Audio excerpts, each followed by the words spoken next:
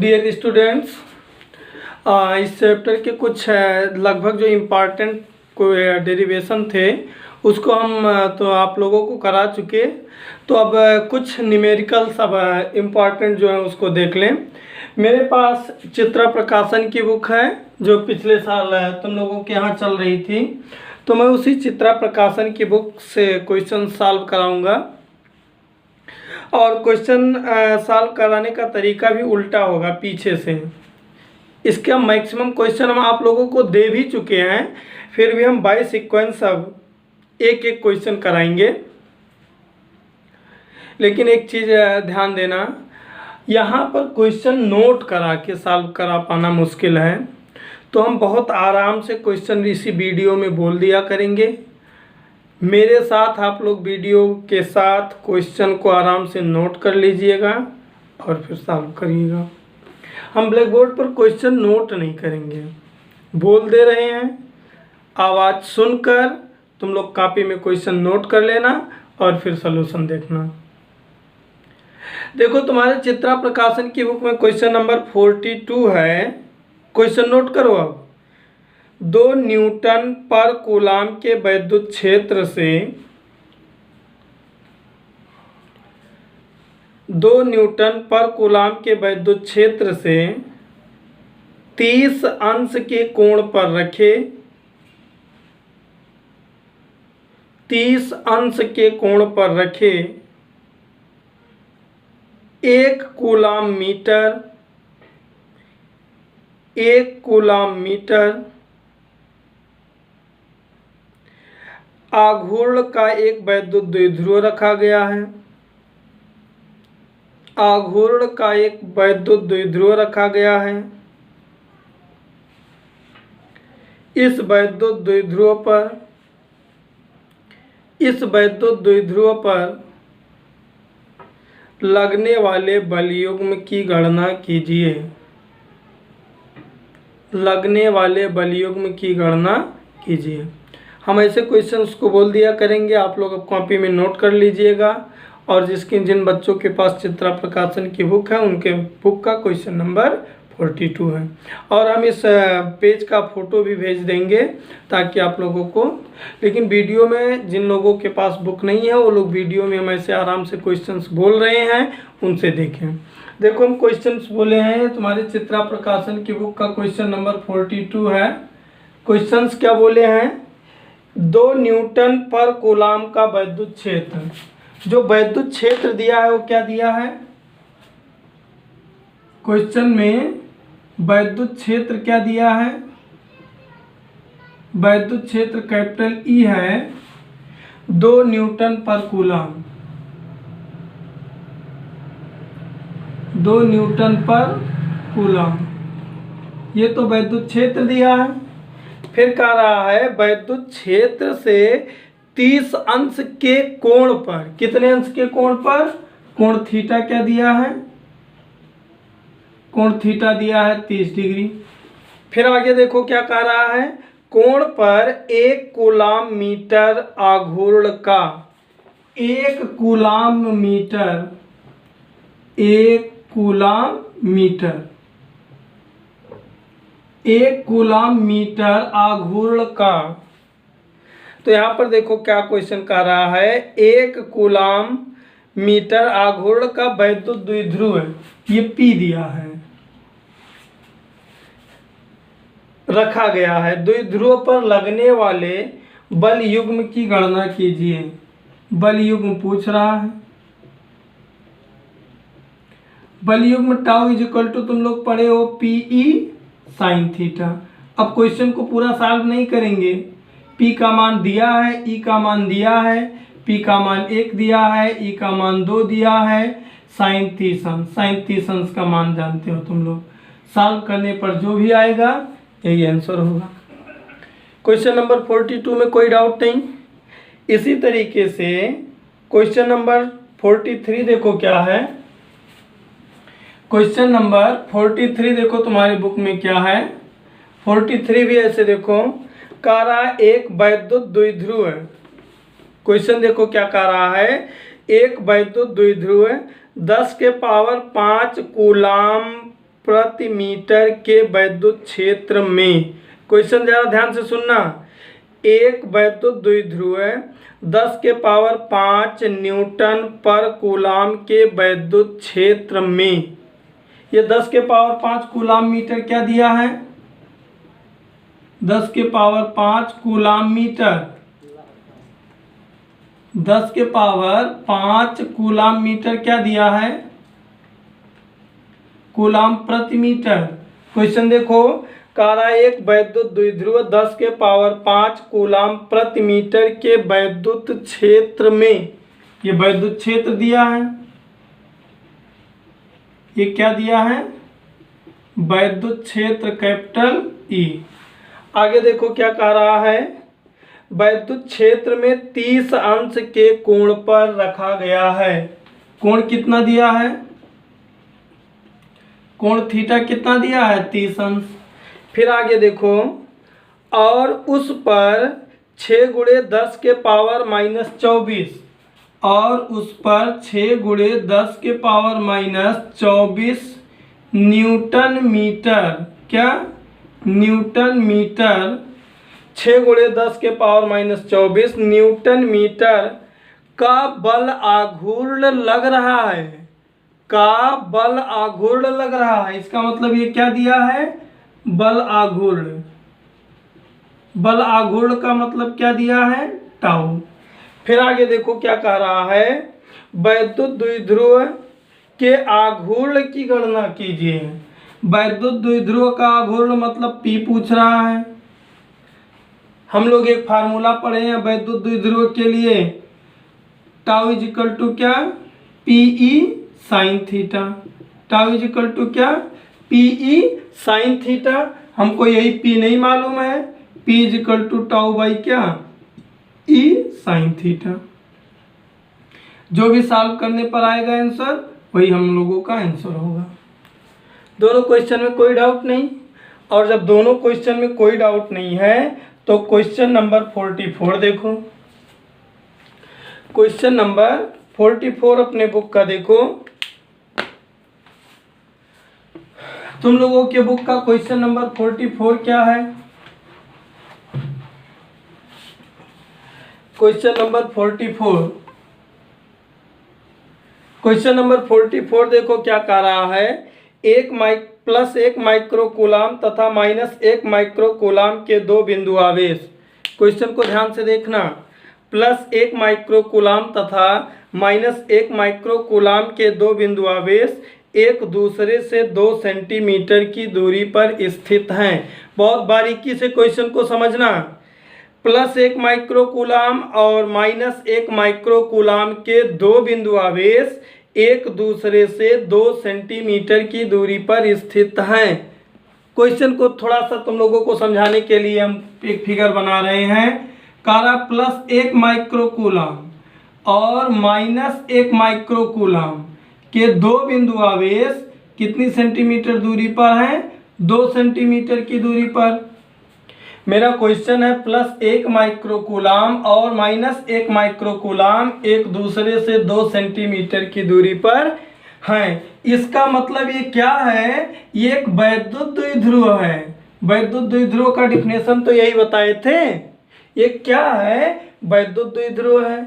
अगर इस फिगर से देखें तो आवेश Q के बारे में क्या लिखें, आवेश Q इज इक्वल टू है 1 माइक्रो कूलाम। माइक्रो कूलाम को कूलाम में बदलें, 1 गुणे 10 के पावर -6 कूलाम। और तुम लोग ये भी जानते हो कि इनके बीच की दूरी 2L से डिफाइन की जाती है। किससे, 2L से। तो बीच की दूरी क्या दिया है, बीच की दूरी 2L दिया है। 2L कितना है, 2 सेंटीमीटर। तो L बराबर कितना होगा, L बराबर 1 सेंटीमीटर। सेंटीमीटर को मीटर में बदल दो, 0.01 मीटर। ये L आ गया। फिर आगे देखो, इसी तरीके से कह रहा है दोनों मिलकर एक वैद्युत द्विध्रुव की रचना करते हैं। यह वैद्युत द्विध्रुव 1 गुणे 10 के पावर 5 वोल्ट मीटर के एक समान वैद्युत क्षेत्र में स्थित है। यह वैद्युत द्विध्रुव 1 × 10⁵ वोल्ट पर मीटर के एक समान वैद्युत क्षेत्र में स्थित है। तो अब देखो वैद्युत क्षेत्र भी दिया है, वैद्युत क्षेत्र ई क्या दिया है, वैद्युत क्षेत्र ई दिया है 1 × 10⁵, 1 × 10⁵ वोल्ट पर मीटर। आगे कह रहा है ज्ञात कीजिए, दो क्वेश्चन कह रहा है ज्ञात कीजिए। पहला वैद्युत द्विध्रुव आघूर्ण, पहला क्वेश्चन कह रहा है वैद्युत द्विध्रुव आघूर्ण।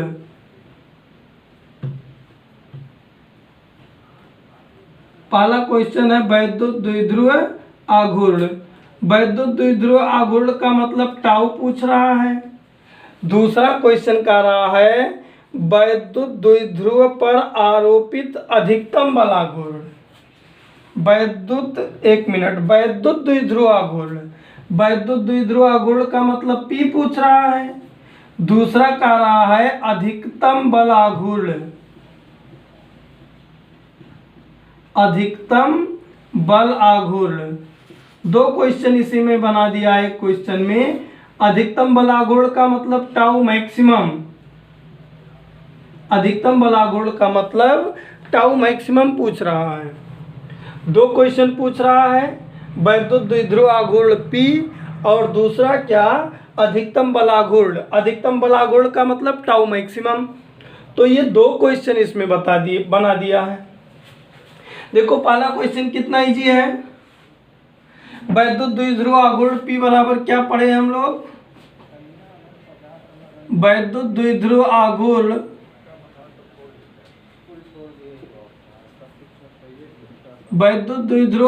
P बराबर पढ़े हम लोग 2qL। 2q का मान है 1 × 10⁻⁶ और L का मान कितना है देखो 0.01। सॉल्व करेंगे तो देखो ये आएगा 0.02 × 10⁻⁶। अब ये 2 जीरो जब हटेगा तो हो जाएगा 2 और यहाँ पर पावर हो जाएगा -8। ये तो P का मान आ गया। ये किसका मान आ गया, P का मान। 2 × 10⁸ कूलाम मीटर, कूलाम मीटर। ये किसका मान आ गया, P का मान आ गया। अब आगे दूसरा पूछ रहा है अधिकतम बल आघूर्ण। ये तो A पार्ट आ गया एक आंसर। और दूसरा पार्ट क्या कह रहा है, बहुत ध्यान से देखना। और इसका दूसरा पार्ट B क्या निकालने को कह रहा है, अधिकतम बल आघूर्ण।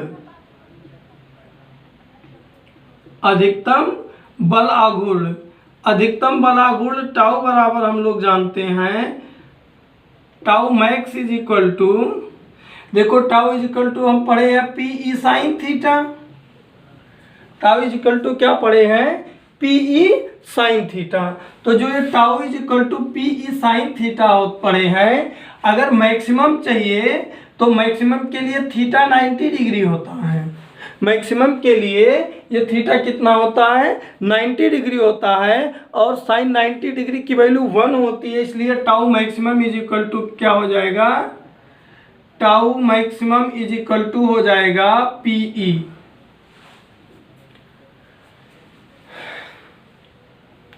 Tau maximum is equal to क्या हो जाएगा, PE।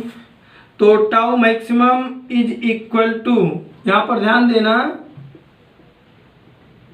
Tau maximum is equal to P का मान कितना है, कितना आया है 2 × 10⁻⁸ और E का मान कितना है देखो यहाँ पर है। E कहाँ है, 1 × 10⁵।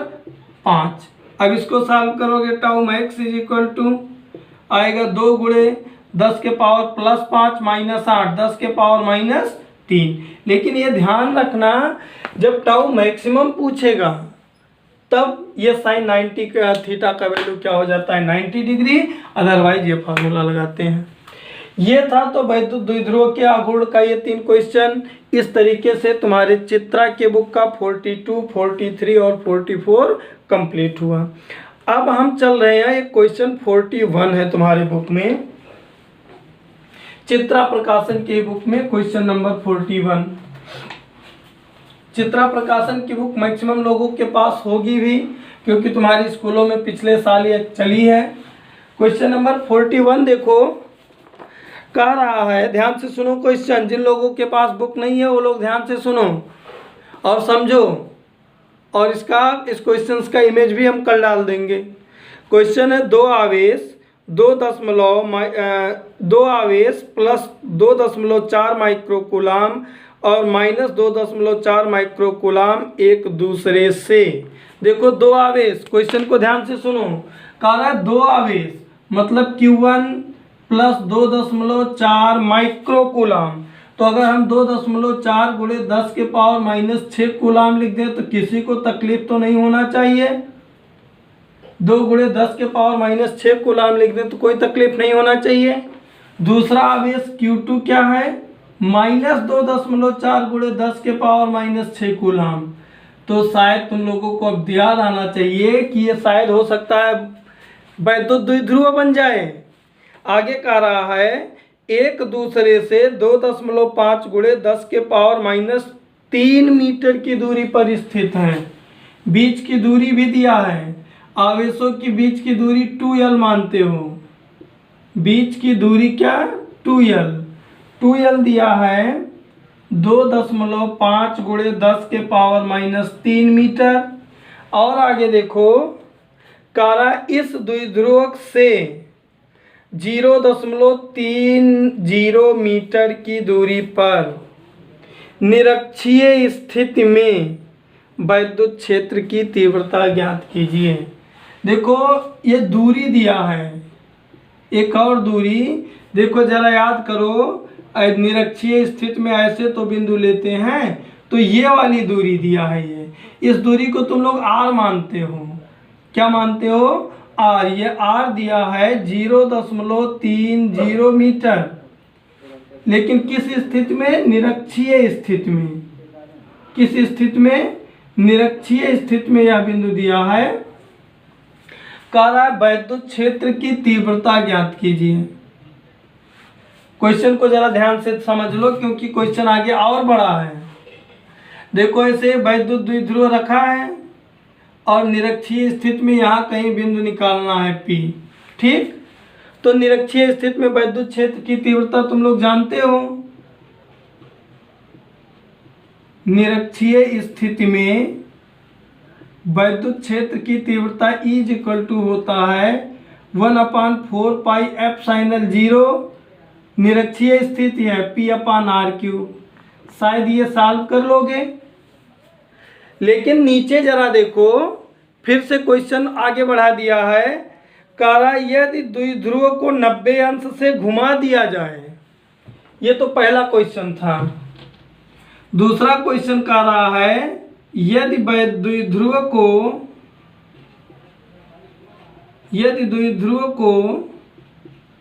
90 अंश से घुमा दिया जाए,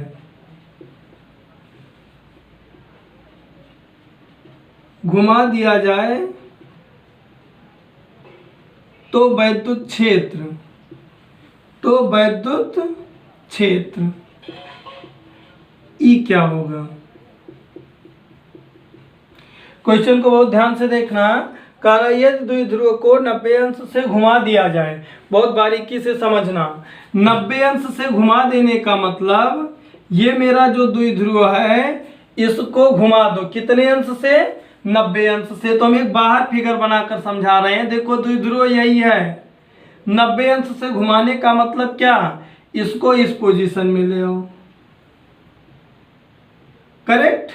ये जो द्विध्रुव ऐसे रखा है इस तरीके से हो जाए, और बिंदु P इसी के ऊपर है, यही जहां था। बिंदु P नहीं बदला है, लेकिन द्विध्रुव ऐसे था वो ऐसे हो गया। तो जरा सोचो कि अब बिंदु P इस द्विध्रुव के साथ किस स्थिति में है, किस स्थिति में है, अक्षीय स्थिति में है।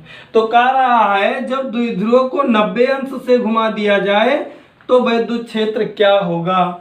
तो क्या होगा, जो होगा वो अक्षीय स्थिति में होगा। अक्षीय स्थिति का फार्मूला जानते हो, 1/4 पाई एप्सिलॉन 0 2P/R3। इस फार्मूले पर लगा देना। या फिर जो लोग थोड़ा सा बुद्धिमानी किए हैं उन लोगों को हम नोट लिखवाए थे कि निरक्षीय स्थिति में अक्षीय स्थिति में वैद्युत क्षेत्र की तीव्रता निरक्षीय स्थिति की दूनी होती है। ये जो आंसर आए उसका 2 गुना कर दो। लेकिन इसका मेन फैक्टर ये है सीखना, ये जो यहाँ पर बना है ये सबसे इंपॉर्टेंट फैक्टर होता है इसका। कह रहा है वैद्युत द्विध्रुव को 90 अंश से घुमा दिया जाए, तो ये बिंदु P नहीं घुमाया जा रहा है, केवल जो वैद्युत द्विध्रुव ऐसे पड़ा था उसको घुमा के ऐसे कर दिया गया। तो अब देखो बिंदु P किस स्थिति में आ गया, निरक्षीय। पहले मेरा वैद्युत द्विध्रुव ऐसे था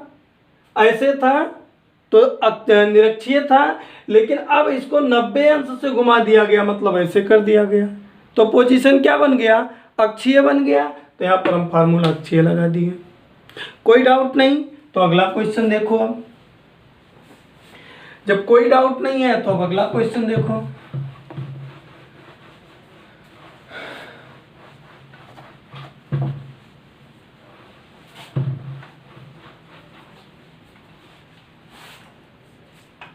क्वेश्चन नंबर 40। क्वेश्चन नंबर क्या है, इस तरीके से अब हम पीछे तक बढ़ते चलेंगे और प्रयास करेंगे 2 दिन में सारा कवर करा दें। अब देखो क्वेश्चन नंबर 40, अब शायद हमको तुम लोगों को ना बताना पड़े। कह रहा है +5, ध्यान से क्वेश्चन को सुनना, +5 × 10⁻⁻7 कूलाम तथा -5 × 10⁻⁷ कूलाम के 2 बिंदु आवेश एक दूसरे से 1 सेंटीमीटर की दूरी पर हैं। इसका मतलब क्यों दिया है, वैद्युत द्विध्रुव बन रहा है। क्यों दिया है, 5 × 10⁻⁷ कूलाम, 5 × 10⁻⁷ कूलाम, और बीच की दूरी r 2l होगा। आपकी बार कितना है, 1 सेंटीमीटर। 1 सेंटीमीटर, इसका मतलब अब यल निकाल दो। यल होगा 0.5 सेंटीमीटर, मीटर में बदल दो 0.005 मीटर। और आगे देखो कह रहा है द्विध्रुव के अक्ष से 50 सेंटीमीटर दूरी पर, दूरी का मतलब r 50 सेंटीमीटर दिया है, मतलब 0.50 मीटर। क्या, 0.05 मीटर r दिया है। किस स्थिति में, देखो अक्ष पर, अक्ष का मतलब अक्षीय स्थिति में, अक्ष का मतलब क्या, अक्षीय स्थिति में। वैद्युत क्षेत्र की तीव्रता ज्ञात कीजिए, मतलब E पूछ रहा है। हम लोग फार्मूला जानते हैं, =1/4 πf sin L0 क्या 2p/r³। सब कुछ मालूम है, P निकाल देंगे और अपने फार्मूले पर कर देंगे। अब इतना समझने के बाद क्वेश्चन नंबर 39 थोड़ा सा अलग है। क्वेश्चन नंबर 39 थोड़ा सा अलग है, लेकिन इसको भी देखा जाए। कह रहा है 3 आवेश -q coulomb +2q coulomb -q coulomb एक समद्विबाहु त्रिभुज के 3 शीर्षों पर एक दूसरे से a मीटर की दूरी पर रखे हैं। मतलब प्रत्येक आवेश जो है वो एक दूसरे से a मीटर की दूरी पर है। कह रहा है इस समायोजन का वैद्युत द्विध्रुव आघूर्ण क्या होगा। क्वेश्चन को जरा एक बार नोट कर लो, ये क्वेश्चन होमवर्क में दिए भी थे हम। कह रहा है 3 आवेश -q +2q व -q कूलाम आवेश त्रिभुज के 3 शीर्षों पर एक दूसरे से a सेंटीमीटर की दूरी पर रखे हैं। इस समायोजन का वैद्युत द्विध्रुव आघूर्ण ज्ञात कीजिए। क्या कह रहा है, इस समायोजन का वैद्युत द्विध्रुव आघूर्ण ज्ञात कीजिए। अब क्वेश्चन ध्यान से देखना तभी समझ में आएगा। क्वेश्चन थोड़ा सा क्रिटिकल है, थोड़ा सा अलग है, बहुत क्रिटिकल नहीं है। क्वेश्चन देखो कह रहा है समबाहु त्रिभुज, तो एक समबाहु त्रिभुज बना दो। एक क्या बना दो, समबाहु त्रिभुज। कह रहा है इसके प्रत्येक कोने पर क्या है, माइनस, यहाँ पर एक माइनस क्यू कूलम आवेश, यहाँ पर एक माइनस क्यू कूलम आवेश और यहाँ पर एक +2 क्यू कूलम आवेश स्थित है। कह रहा है ये एक दूसरे से a मीटर की दूरी पर हैं। कितने मीटर की दूरी पर हैं? a metre. मतलब अगर इनके बीच की दूरी हम निकालें तो ये a मीटर है, इनके बीच की दूरी निकालें तो ये भी a मीटर है, अगर हम इनके बीच की दूरी निकालें तो ये भी a मीटर है। कह रहा है तुम्हारा क्वेश्चन कि संपूर्ण इस समायोजन का वैद्युत द्विध्रुव आघूर्ण क्या होगा। कह रहा है इस समायोजन का वैद्युत द्विध्रुव आघूर्ण क्या होगा। तो बहुत ध्यान से देखो, वैद्युत द्विध्रुव आघूर्ण P बराबर क्या होता है? 2QL। वैद्युत द्विध्रुव आघूर्ण P बराबर क्या होता है? 2QL। तो अगर तुम लोग ध्यान से देखो तो ये -Q और इसका एक +Q, एक वैद्युत द्विध्रुव बना रहा है, ये प्लस और ये माइनस एक और वैद्युत द्विध्रुव बना रहा है। तो हम डायरेक्ट लिख दें अगर 4QL और 4QL का मान A, तो ये गलत हो जाएगा, ये तुरंत गलत हो जाएगा। कैसे होगा? ये हम कल भी होमवर्क दिए थे और आज एक बार फिर से होमवर्क दे रहे हैं। हम केवल इसलिए होमवर्क दे रहे हैं कि तुम लोग इस क्वेश्चंस में टेक्निक क्या लगाओगे ये पता चल जाए, और फिर हम अगले में इसको सॉल्व करेंगे, अगले लेक्चर में इसको सॉल्व करेंगे। लेकिन इस क्वेश्चन को हम बार बार होमवर्क में देने का केवल और केवल यही एक टारगेट लगाए हैं कि ये क्वेश्चन तुम लोगों के दिमाग में घुसे। अब तक जितने क्वेश्चन बताए सब एक दूसरे से मिलते जुलते थे, ये एकदम डिफर है। कल भी हम इसको होमवर्क में दिए, किसी ने पता नहीं किया या नहीं किया, कुछ प्रतिक्रिया नहीं आई। एक बार फिर से हम यही क्वेश्चन दे रहे हैं। कह रहा है एक समबाहु त्रिभुज है, हमने एक समबाहु त्रिभुज बना दिया। कह रहा है कि तीनों कोनों पर ऐसे आवेश व्यवस्थित हैं, तो कह रहा है इसका वैद्युत द्विध्रुव आघूर्ण होगा क्या। कह रहा है इसका वैद्युत द्विध्रुव आघूर्ण होगा क्या, इस पूरे समायोजन का कैसे निकाला जाएगा, एक बार फिर तुम लोगों के सर पे हम छोड़ रहे हैं। नहीं आएगा कल बताएंगे। इसके अलावा आप देखो इसका आंसर नोट कर सकते हो, QA√3 आएगा। इसका आंसर आएगा QA√3, इसका आंसर आएगा क्या? QA√3। ट्राई करना। क्वेश्चन नंबर अगला कह रहा है एक इलेक्ट्रॉन तथा एक प्रोटॉन के बीच की दूरी 0.53 गुणे 10⁻⁻12 मीटर है। ध्यान देना, इलेक्ट्रॉन पर कितना आवेश होता है? -1.6 गुणे 10 के पावर। इलेक्ट्रॉन पर आवेश,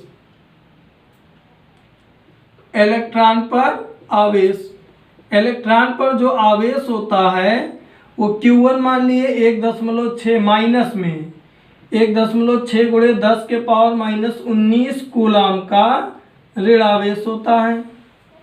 कह रहा है एक प्रोटॉन, तो जो प्रोटॉन है, प्रोटॉन पर आवेश Q2 होता है +1.6 × 10⁻⁻19 कूलम। एक प्रोटॉन एक इलेक्ट्रॉन है। कह रहा है बीच की दूरी 0.53 गुणे 10⁻⁻12 मीटर है। ये बीच की दूरी मतलब इसको एक तरीके से 2L कह सकते हो अपने फार्मूले के हिसाब से। फिर आगे देखो, कह रहा है वैद्युत द्विध्रुव आघूर्ण क्या होगा, P पूछ रहा है। कंडीशन क्या दिया है? पहला काम जब ये विरामावस्था में हो, पहला जब विरामावस्था में हो, और दूसरा कह रहा है जब इलेक्ट्रॉन प्रोटॉन के चारों ओर, जब इलेक्ट्रॉन, दूसरा कंडीशन कह रहा है जब इलेक्ट्रॉन प्रोटॉन के चारों ओर, प्रोटॉन के चारों ओर चक्कर लगा रहा हो। तो देखो ये कितना इजी है, Q मिल गया, L मिल गया, P पूछ रहा है। पहले का आंसर हो जाएगा P = 2QL, आंसर आ जाएगा। और दूसरे का आंसर, जब आवेश गतिमान होते हैं तो डाइपोल नहीं बनाते हैं। एक चीज़ यहाँ पर ध्यान देना है, जब आवेश गतिमान होते हैं तो वैद्युत द्विध्रुव नहीं बनाते हैं। अब देखो प्रोटॉन स्थिर है, इलेक्ट्रॉन चक्कर लगाने लगा तो ये वैद्युत द्विध्रुव नहीं बनाएगा, और वैद्युत द्विध्रुव ना बनाने के कारण इनके बीच में कोई वैद्युत द्विध्रुव आघूर्ण नहीं प्राप्त होगा। लिखोगे जब इलेक्ट्रॉन प्रोटॉन के चारों ओर चक्कर लगाता है उस समय प्रोटॉन स्थिर होता है, अर्थात इनके बीच कोई वैद्युत द्विध्रुव का निर्माण नहीं होगा, जिसके कारण इनके बीच लगने वाला वैद्युत द्विध्रुव आघूर्ण शून्य होगा। अगला क्वेश्चन देखो, अगला क्वेश्चन है हाइड्रोजन क्लोराइड अणु में का वैद्युत द्विध्रुव आघूर्ण इतना है, H और Cl आयनों के बीच का विस्थापन ज्ञात कीजिए। बहुत इजी क्वेश्चन।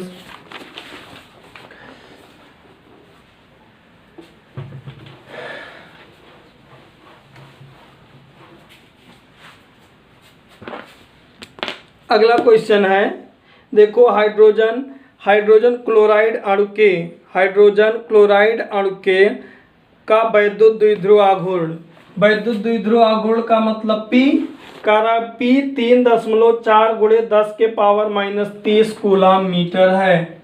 3.4 × 10⁻³ कूलम मीटर है। आगे फिर देखो क्या कह रहा है, H और Cl आयनों के बीच की दूरी ज्ञात कीजिए। तो हम तुम लोगों को बताए थे, एग्जाम्पल ही लिए थे कि HCl डाइपोल बनाता है। H पर जो है 1.6 × 10⁻⁻19 कूलम चार्ज होता है, और Cl पर -1.6 × 10⁻⁻19 का चार्ज होता है। तो यहाँ पर Q का मान क्या आ गया, 1.6 × 10⁻⁻19 कूलम। कह रहा है बीच की दूरी ज्ञात कीजिए, मतलब 2L पूछ रहा है, क्योंकि वैद्युत द्विध्रुव में आवेशों के बीच की दूरी क्या मानते हैं हम लोग, 2L, तो 2L पूछ रहा है। अब तुम लोग फार्मूला क्या लगा दोगे, P = क्या 2QL, यही 2L पूछ रहा है, तो P = हम लिख दिए 2L × Q, तो 2L = क्या हो गया P/Q, और P का मान कितना दिया है देखो 3.4 × 10⁻30, Q का मान दिया है 1.6 × 10⁻19। जो भी आएगा वही 2L तुम्हारा क्या होगा, आंसर होगा। हम बार बार क्वेश्चन को रिपीट करेंगे, लेकिन एक ही शर्त के साथ कि तुम लोग बार बार कर रहे हैं, बहुत डीपली पढ़ने का प्रयास करो। अब ऐसे देखो एक क्वेश्चन और है, इलेक्ट्रॉन व प्रोटॉन के बीच की दूरी, ये तुम लोग बहुत इजी है करना। इस तरीके से आज हम तुम लोगों को क्वेश्चन नंबर 35 से लेकर के क्वेश्चन नंबर 44 तक का न्यूमेरिकल सॉल्व करा दिए। अब हम कल टारगेट पर रखेंगे 34 से लेकर के 25 तक के क्वेश्चन को, और उसके क्वेश्चन को अगले दिन रखेंगे। इसी तरीके से हम लोगों का सीक्वेंस चलता रहेगा। अब अगला क्वेश्चन कल।